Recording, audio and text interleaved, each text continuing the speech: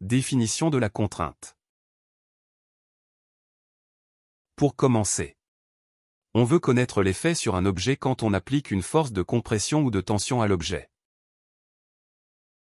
Si on prend deux objets de la même longueur et faits du même matériel, on se rend compte assez vite que l'effet est différent selon la taille de l'objet. L'effet sera beaucoup plus important pour les objets ayant une taille plus petite. L'effet d'une force sur un objet n'est pas déterminé uniquement par la force, mais aussi par la taille de l'objet. La contrainte est définie par la formule suivante.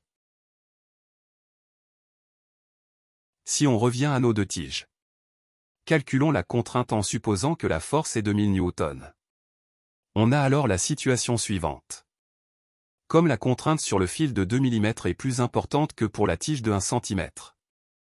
Dans ce cas, le petit fil étirera plus que l'autre.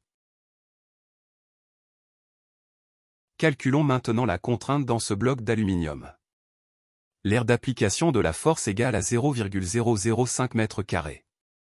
Donc la contrainte égale à 12 millions pascal.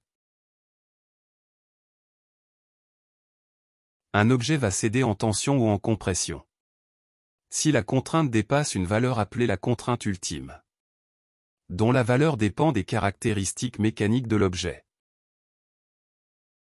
L'objet se rompt si la contrainte appliquée sur l'objet est supérieure à la contrainte qui caractérise l'objet. Voici la valeur de la contrainte ultime pour quelques matériaux. Prenons cet exemple pour comprendre. Un câble est sollicité par une masse de 1000 kg.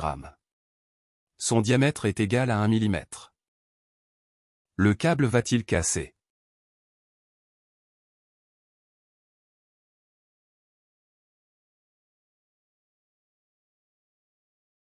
Donc la force appliquée sur le câble est égale à 9800 Newtons. Puisque le rayon de la section du câble est de 0,5 mm. L'aire de la section de la corde égale à 7,854 10 puissance moins 7 m². La contrainte est donc égale à 1,248 10 puissance 10 pascal. La contrainte ultime du câble égale à 448 mégapascal. Pour savoir si le câble casse, on peut diviser la contrainte par la contrainte ultime. Si la division donne un chiffre plus grand que 1, alors la contrainte est plus grande que la contrainte ultime et le câble cède.